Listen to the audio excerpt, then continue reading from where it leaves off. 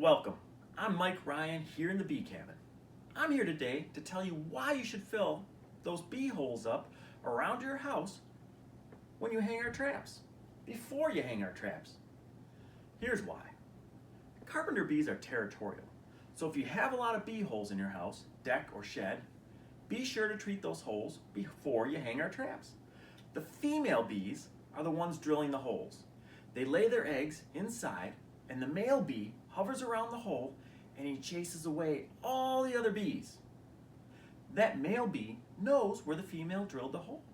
So if you hang your trap too close to that hole, he might chase all the other bees away. And this will reduce the effectiveness of our trap. How do you treat those holes? Well, the best way is to plug them. You can use a wooden cork like we sell on our website. Just shove it up in there, and then you can even paint over it.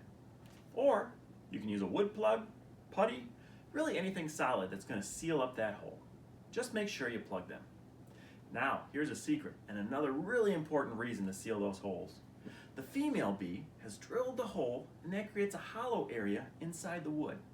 She's laying eggs, and both the adults are bringing pollen for the babies, going in and out.